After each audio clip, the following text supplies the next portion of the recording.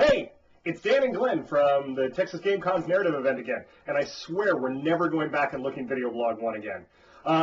We're going to tell you a bunch of things today about the narrative event. We're going to answer some questions, and it'll be fun. Hang with us. Yeah, so let's talk a little bit about narrative gaming and what is narrative gaming.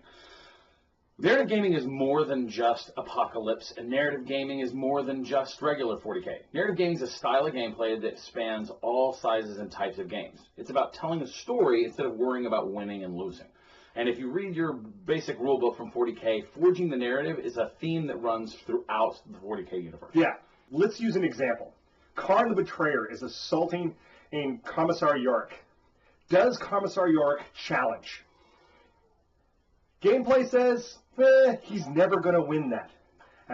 Winning the game says, he's never going to win that. Narrative gameplay says, you gotta do it! Moral imperative. It's about making those critical moments that you talk about in your gaming career for the rest of your gaming career. Because 1 in a million chance, Commissar York is going to eat him, and you will never stop talking about it. Yeah, and whoever played Karn the Betrayer in that fight's never living it down either. No, no way.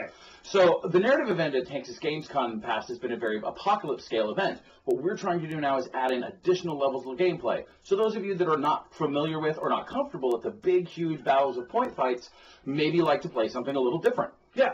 So, I mean, we're going to have kill team fights, little 200-point missions that have a narrative feel, narrative rules, and have an outcome on the big game. Yeah. And so you can have an effect on the big game just playing this little sideboard game that's just really quick and fun. Exactly. We're going to have the same way, with normal level games, it's 200 and 2,500 point Yeah, games. 2,500 or so. Yeah, it'll be great, and you'll have lots of cool fights. Again, they will affect the big game. It's not just about the Apocalypse. The Apocalypse, that's little game, and is awesome, and shooting a Titan never gets old. That's right. But that's not necessarily what narrative is about. Narrative can happen at any of those levels, and that's what we're fighting for this year. We're also looking at more than just things like points and objectives on a board. You and your teammates are going to be looking towards objectives and goals that matter. It isn't just about scoring a victory point. It's about doing something important that helps out the story and helps out your team.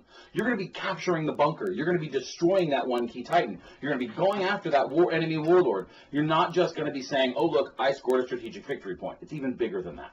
Hey, Glenn, I play a Tyranid army. Can I come to a 30K event? The Tyranids weren't around. Oh, well, yeah, I think that you can. I mean, do you have models? Yeah. Are they painted? Yeah. Then you can bring them to our event. Woohoo! That's right. So we're going to talk a little bit about what lists you should bring to the narrative event.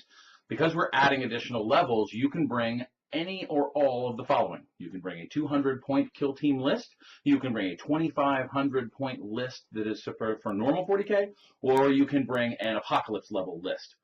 So all of those are covered completely through, and you can play any or all of those during the weekend.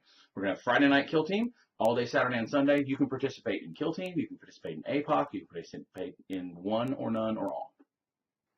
Did you just say none? Anyway, the important thing to remember is what can you play? You can play a what you want. You can play a kill team event, and then you can switch over and play the Apocalypse event. Then you can go off and play a 1v1 on the normal team mission. Now, the way these lists has to shake out is basically kill team uses the kill team rules. Well, the normal list, it's basically codex lists, allies, the whole thing. The only thing we're limiting you to is no super heavies, that includes knights, and no fortifications. Those things are going to be on the APOC table. If you want to bring those things, bring as many as you want and 3,500 points on the APOC table. That's what we're talking about. Okay. There we go. Okay. What are we going to wrap with, by the way? All right. So that's video blog number 2. We look forward to having you there. Keep those questions coming. The Facebook page. I'm sure there's a Facebook link. Comments down below, links down below. Yeah, again, in all internet videos, there's somewhere on this page you can get to a question, I swear. Yep. Anyway, this is Dan, and I'm Glenn. And remember, in the grim dark future, there's only war. But it's fun to make war on your friends. See you next time.